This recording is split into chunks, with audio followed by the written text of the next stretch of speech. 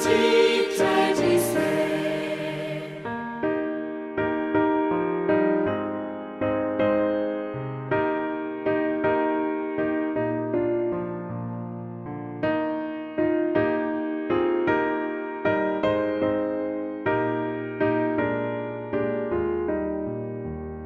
세상 모든 사람들 집을 짓는 자니 반석 위가 아니면 뭐를 위해 짓네.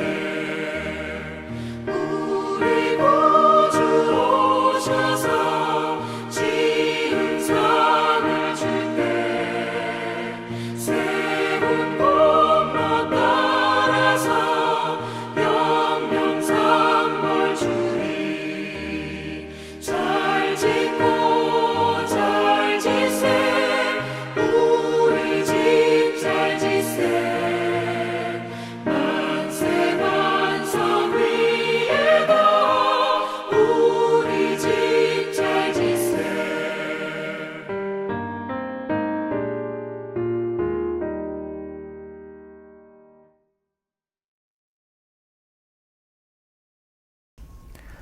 사도신경으로 신앙 고백 드리겠습니다. 전능하사 천지를 만드신 하나님 아버지를 내가 믿사오며 그 외아들 우리 주 예수 그리스도를 믿사오니 이는 성령으로 잉태하사 동정녀 마리아에게 나시고 본디오 빌라도에게 고난을 받으사 십자가에 못 박혀 죽으시고 장사한 지 사흘 만에 죽은 자 가운데서 다시 살아나시며 하늘에 오르사 전능하신 하나님 우편에 앉아 계시다가 저리로서 산 자와 죽은 자를 심판하러 오시리라. 성령을 믿사오며 거룩한 공예와 성도가 서로 교통하는 것과 죄를 사하여 주시는 것과 몸이 다시 사는 것과 영원히 사는 것을 믿사옵나이다. 아멘. 내가 이 모든 말씀대로 유다의 왕 시드기야에게 전하여 이르되 왕과 백성은 바벨론 왕의 멍에를 목에 메고 그와 그의 백성을 섬기소서. 그리하면 사실이라. 어찌하여 당신과 당신의 백성이 여호와께서 바벨론의 왕을 섬기지 아니하는 나라에 대하여 하신 말씀과 같이 칼과 기근과 전염병에 죽으려 하나이까? 그러므로 당신들은 바벨론의 왕을 섬기게 되지 아니하리라 하는 선지자의 말을 듣지 마소서. 그들은 거짓을 예언함이니이다. 이는 여호와의 말씀이니라. 내가 그들을 보내지 아니하였거늘 그들이 내 이름으로 거짓을 예언하니 내가 너희를 몰아내리니 너희와 너희에게 예언하는 선지자들이 멸망하리라. 내가 또 제사장들과 그 모든 백성에게 전하여 이르되 여호와께서 이와 같이 말씀하시기를 보라, 여호와의 성전의 기구를 이제 바벨론에서 속히 돌려오리라고 너희에게 예언하는 선지자들의 말을 듣지 말라. 이는 그들이 거짓을 예언함이니라 하셨나니 너희는 그들의 말을 듣지 말고 바벨론의 왕을 섬기라. 그리하면 살리라. 어찌하여 이 성을 황무지가 되게 하려느냐? 만일 그들이 선지자이고 여호와의 말씀을 가지고 있다면 그들이 여호와의 성전에와 유다의 왕의 궁전에와 예루살렘에 남아있는 기구를 바벨론으로 옮겨가지 못하도록 만군의 여호와께 구하여야 할 것이니라. 만군의 여호와께서 기둥들과 큰 대야와 받침들과 이 성에 남아있는 기구에 대하여 이같이 말씀하시나니 이것은 바벨론의 왕 느부갓네살이 유다의 왕 여호야김의 아들 여고니아와 유다와 예루살렘 모든 귀인을 예루살렘에서 바벨론으로 사로잡아 옮길 때에 가져가지 아니하였던 것이라. 만군의 여호와 이스라엘의 하나님께서 여호와의 성전과 유다의 왕의 궁전과 예루살렘에 남아있는 그 기구에 대하여 이와 같이 말씀하셨느니라. 그것들이 바벨론으로 옮겨지고 내가 이것을 돌보는 날까지 거기에 있을 것이니라. 그 후에 내가 그것을 올려와 이곳에 그것들을 되돌려 두리라. 여호와의 말씀이니라.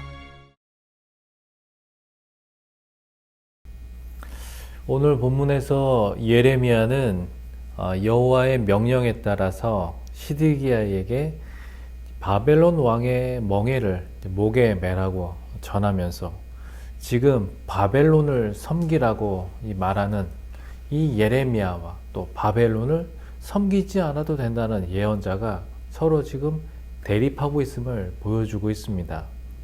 예레미야는 지금 그들이 거짓을 예언하는 자라고 선언합니다. 이 거짓 예언자들은 예루살렘을 황무지로 만드는 자들이라는 거죠.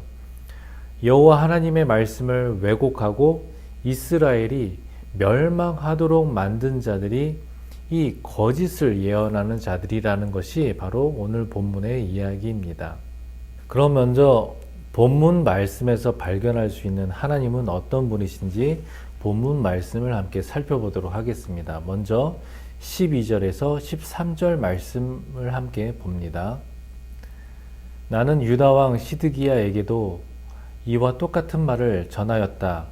여러분들은 바빌로니아 왕의 멍에를 메고 그와 그의 백성을 섬겨서 살아남도록 하십시오. 주께서 바빌로니아 왕을 섬기지 않는 백성은 전쟁과 기근과 연병으로 죽이겠다고 말씀하셨는데 어찌하여 임금님과 임금님의 백성은 그와 같이 죽으려고 하십니까? 자, 이 말씀에 대한 해설 첫 번째 단락을 보도록 합니다. 하나님은 회개의 능력조차 상실한 백성을 포기하지 않으시고 그들을 치료하기 위해 멸망과 유배라는 특단의 조치를 취하십니다. 유다에게 남은 유일한 회복의 길은 용서와 구원에 대한 기대를 포기하고 심판을 통과하는 것뿐입니다. 그러므로 시드기야 왕은 바벨론을 통한 하나님의 심판을 받아들여야 합니다. 백성과 함께 포로의 멍에를 메고 하나님을 의지하는 것 외에는 생존의 길이 남지 않은 상태로 순순히 내몰려야 합니다. 바벨론에게 대항하는 것은 하나님의 뜻에 대항하는 것입니다. 주께서 요즘 어떤 멍에를 지라고 요구하십니까? 이유를 모르더라도 주께는 모든 시간이 최상임을 믿고 잘 견딥시다. 하나님은 예레미야에게 멍에를 만들고 그것을 예루살렘에 와 있는 주변 나라의 사신들에게 전하면서 바벨론의 멍에를 메라. 바벨론에게 항복하는 길이 살 길이다 라고 그렇게 전했을 때 그들은 그것을 인정하지 않고 자기들끼리 모여서 살아남을 그런 방도를 궁리하고 있었던 것이죠. 하지만 하나님께서는 이미 그렇게 하기로 하신 이상 다른 방도는 없다라는 것을 알아야 하는데 그저 자기들의 고집으로 이 위기를 극복하려고만 합니다. 자, 오늘 우리의 삶의 모습은 어떠할까요? 하나님은 우리에게 순종의 삶을 가르쳐 주시고자 종종 고난이라는 멍에를 우리에게 주시기도 합니다. 소나 나귀가 주인의 말을 듣지 아니하다가도 이 목에 멍에를 씌우면 꼼짝없이 주인의 말을 듣는 것처럼 말입니다. 결국 이 유다 백성도 하나님께서 이 바벨론을 통한 그 무거운 멍에를 씌워 주신 후에는 하나님께 더 가까이 나아가고 결국은 하나님의 말씀에 순종하게 된 것처럼 우리의 삶에서도 우리를 생명의 길로 인도하시기 위한 그런 멍에와 고난의 과정이 있음을 우리는 기억해야 할 것입니다. 그러므로 우리가 또 주의 백성이 그 생명의 길을 얻는 길은 결국은 정직하게 우리의 삶을 그 진실되이 직면하는 것이고 또한 우리 스스로를 돌아보아서 하나님의 손길을 겸허히 받아들이면서 예수 그리스도의 그 십자가의 길을 우리가 또한 바라보면서 그 주님의 크신 사랑을 우리가 함께 나누고 함께 받아들이고 하면서 때로는 우리가 힘들고 아프지만 견디면서 하나님을 의지하면 또 예수 그리스도의 복음을 우리가 의지하면 결국은 우리의 인생 가운데 우리 삶 가운데 희망이 있음을 압니다. 자, 계속해서 14절에서 15절 말씀을 함께 보도록 하겠습니다. 그러므로 여러분에게 바빌로니아 왕을 섬기지 않게 될 것이라고 예언하는 자들의 말을 듣지 마십시오. 그들이 여러분에게 하는 예언은 거짓입니다. 주께서는 이렇게 말씀하셨습니다. 나는 그들을 보내지 않았는데 그들은 거짓으로 내 이름을 팔아 예언한다. 너희가 그 말을 들으면 내가 너희를 쫓아낼 것이며 너희는 그러한 예언자들과 함께 멸망하고 말 것이다 하셨습니다. 자, 이 말씀에 대한 해설 두 번째 단락을 보도록 합니다. 하나님은 거짓 선지자는 물론 그 예언을 따른 이들에게도 책임을 물으실 것입니다.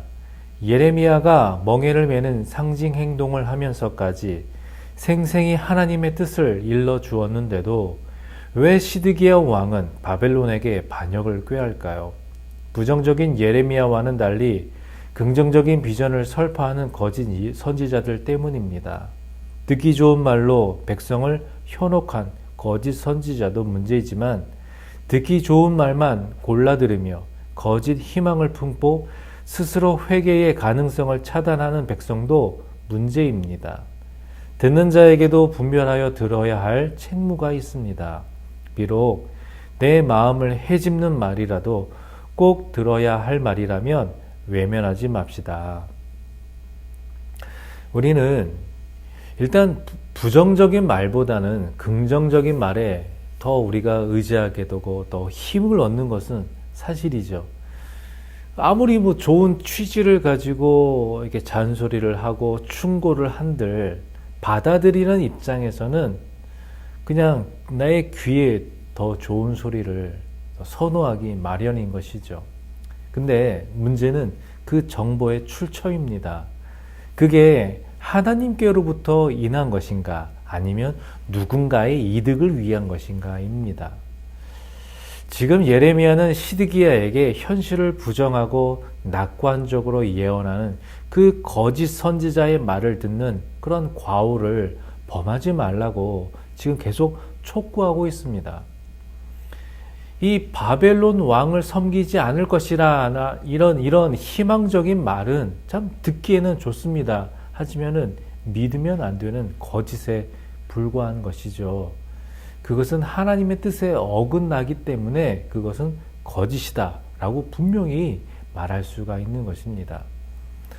우리 이 세상에서도 누군가가 하나님의 이름으로 말해도 어떤 전문가가 자기의 어떤 연구 결과나 자기의 경험을 말한다고 해도 그게 다 진리는 아닙니다. 하나님의 말씀만이 우리 세대에 주어진 오직 한 가지 진리의 말씀일 뿐입니다. 그리고 우리의 구원의 길은 오직 예수 그리스도 밖에 우리의 구원의 길이 없음을 우리는 알아야 합니다. 그러므로 이 시대 가운데에서 역사하시는 하나님의 섭리와 또 이 세상의 어떤 유행을 우리가 구분할 줄 알아야 합니다. 그리고 그것을 판단할 줄 아는 그런 분별력과 통찰력이 어떤 성령의 충만함으로 그것을 우리가 얻을 수 있는, 그래서 세상에서 바라보는 그 시야가 어떤 세상에 흘러가는 유행으로 우리가 따라가는 게 아니라 이 세상을 바라보시는 그 하나님의 관점으로 이 시대를 바라보며 그리스도 예수의 마음으로 그 세상을 우리가 마음에 품고 사랑을 전하고 복음을 나눌 수 있는 저와 여러분이 되시기를 소망합니다. 그러면 또 오늘 말씀을 통해서 나에게 주시는 교훈은 무엇인가? 16절로 22절 말씀을 통하여 함께 살펴보도록 하겠습니다. 그리고 나는 제사장들과 이 모든 백성에게 다음과 같이 말하였다. 나 주가 말한다. 너희는 주의 성전의 기구들이 이제 곧 바빌로니아에서 되돌아올 것이라고 하는 너희 예언자들의 말을 듣지 말아라. 그들이 너희에게 하는 예언은 거짓이다. 너희는 그들의 말을 듣지 말고 바빌로니아 왕을 섬겨서 살아남도록 하여라. 어찌하여 이 도성이 폐허가 되어야 하겠느냐. 그러므로 그들이 예언자들이라고 한다면, 정말로 그들이 주의 말씀을 받은 사람들이라면 차라리 그들은 주의 성전과 유다 왕궁과 예루살렘에 아직 남아있는 기구들을 더 이상 바빌로니아에게 빼앗기지 않게 해달라고 만군의 주께 호소해야 옳을 것이다. 나 만군의 주가 기둥과 놋바다와 받침대와 아직 이 도성에 남아있는 기구 곧 바빌로니아 왕 느부갓네살이 유다 왕 여호야김의 아들 여고니아와 유다와 예루살렘의 모든 귀족을 예루살렘에서 바빌로니아로 붙잡아 갈 때에 남겨두었던 것들에 관하여 말하겠다. 참으로 주의 성전과 유다 왕궁과 예루살렘에 남아있는 그 기구를 두고 나 만군의 주 이스라엘 하나님의 말한다. 그것들도 바빌로니아로 실려가서 내가 찾아올 때까지 그냥 그곳에 남아있을 것이다. 나 주의 말이다. 그리고 그 후에 내가 그것들을 이곳으로 다시 옮겨올 것이다. 지금 예루살렘을 함락시킨 바벨론은 여고니아, 그러니까 여호야긴 왕을 포로로 잡아가고 성전 기물을 약탈한 다음에 시드기야를 왕으로 세워놓은 것이죠. 예레미야가 예언을 한 하나님의 심판이 이미 상당 부분 이루어졌습니다. 현실화됐습니다. 그런데 이 시드기야는 예루살렘은 결코 멸망하지 않으며 빼앗겼던 성물들도 머지않아 다시 되돌아올 것이다 라는 이 거짓 선지자들의 이 희망 가득한 말에 자기의 어떤 기대를 걸고 있다는 것이죠.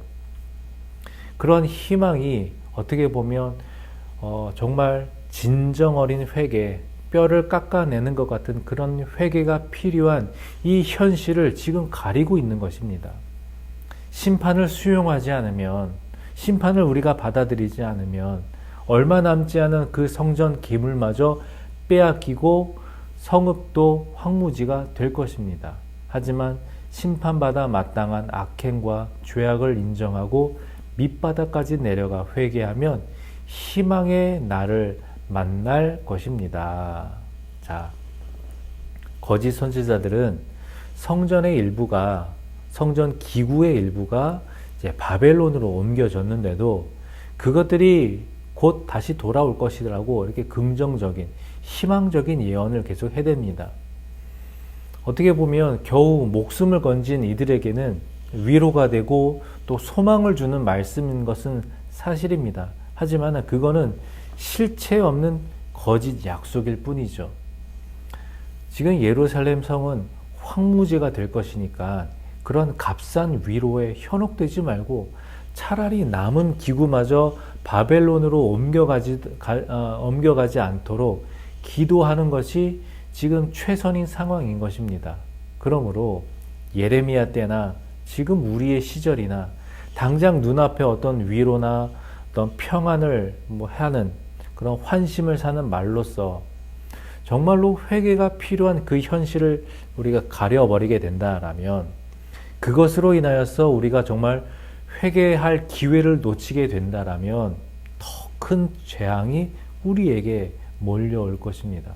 그러므로 우리의 삶 속에서 내가 주와 동행하고 있다라는 그런 믿음으로, 내가 주님 앞에 서 있다라는 믿음으로 정직하게 나의 현실을, 우리의 현실을 바라보면서 세상을 어떤 긍정으로나 부정으로나 볼 것이 아니라 하나님의 말씀으로 이 세상을 바라보면서 세상 가운데 주님의 공의와 주님의 사랑을 전하는 그런 복된 우리의 삶, 지혜로운 우리의 삶, 정말로 세상을 통찰력 있게 바라볼 수 있는 그러한 영안이 열려지는 우리의 삶이 되기를 주님의 이름으로 축원드립니다. 함께 기도하겠습니다. 하나님 아버지 감사합니다. 오늘도 이 아침에 주님 앞에 나와 말씀 가운데 거하게 하심을 감사합니다. 주신 말씀대로 내 귀에 듣기 좋은 말씀만 골라 듣는 것이 아니라 정말로 이 시대를 향하신 하나님의 말씀이 무엇인지 우리가 정직하게 또 성실하게 하나님의 말씀을 우리가 하나부터 끝까지 잘 대하면서 하나님의 방법대로 또 하나님의 인도하심대로 우리에게 주어진 삶을 믿음으로 또한 지혜롭게 살아갈 수 있도록 주님 인도하여 주시옵소서. 예수님의 이름으로 기도하옵나이다. 아멘. 주님 가르쳐 주신 기도로 기도회를 마치겠습니다. 하늘에 계신 우리 아버지여, 이름이 거룩히 여김을 받으시오며 나라에 임하옵시며 뜻이 하늘에서 이룬 것 같이 땅에서도 이루어지이다. 오늘날 우리에게 일용할 양식을 주옵시고 우리가 우리에게 죄 지은 자를 사하여 준 것 같이 우리 죄를 사하여 주옵시고 우리를 시험에 들게 하지 마옵시고 다만 악에서 구하옵소서. 대개 나라와 권세와 영광이 아버지께 영원히 있사옵나이다. 아멘.